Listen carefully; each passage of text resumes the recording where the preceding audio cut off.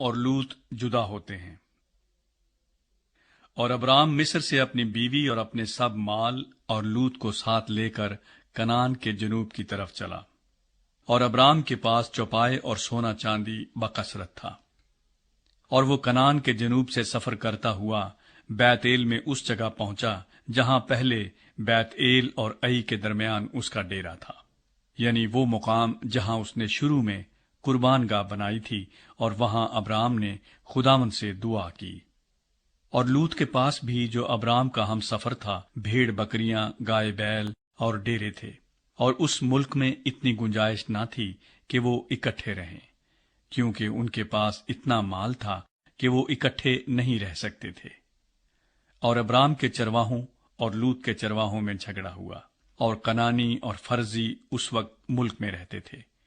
تب ابرام نے لوط سے کہا کہ میرے اور تیرے درمیان اور میرے چرواہوں اور تیرے چرواہوں کے درمیان جھگڑا نہ ہوا کرے، کیونکہ ہم بھائی ہیں۔ کیا یہ سارا ملک تیرے سامنے نہیں؟ سو تو مجھ سے الگ ہو جا۔ اگر تو بائیں جائے تو میں دہنے جاؤں گا، اور اگر تو دہنے جائے تو میں بائیں جاؤں گا۔ تب لوط نے آنکھ اٹھا کر یردن کی ساری ترائی پر جو سغر کی طرف ہے نظر دوڑائی، کیونکہ وہ اس سے پیشتر کے خداوند نے سدوم اور عمورہ کو تباہ کیا، خداوند کے باغ اور مصر کے ملک کی مانند خوب سیراب تھی۔ سو لوط نے یردن کی ساری ترائی کو اپنے لیے چن لیا، اور وہ مشرق کی طرف چلا، اور وہ ایک دوسرے سے جدا ہو گئے۔ ابرام تو ملک کنعان میں رہا، اور لوط نے ترائی کے شہروں میں سکونت اختیار کی، اور سدوم کی طرف اپنا ڈیرا لگایا۔ اور سدوم کے لوگ خداوند کی نظر میں نہایت بدکار اور گناہگار تھے۔ ابرام حبرون کو جاتا ہے۔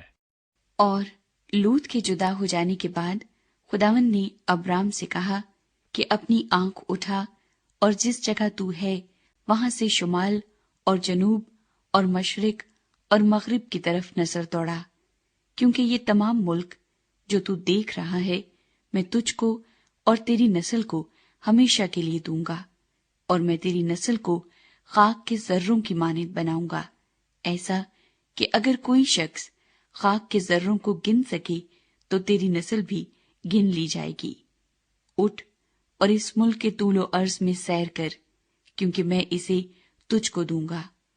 اور ابرام نے اپنا ڈیرا اٹھایا اور ممرے کے بلوتوں میں جو حبرون میں ہیں جا کر رہنے لگا، اور وہاں خداوند کے لیے ایک قربان گاہ بنائی۔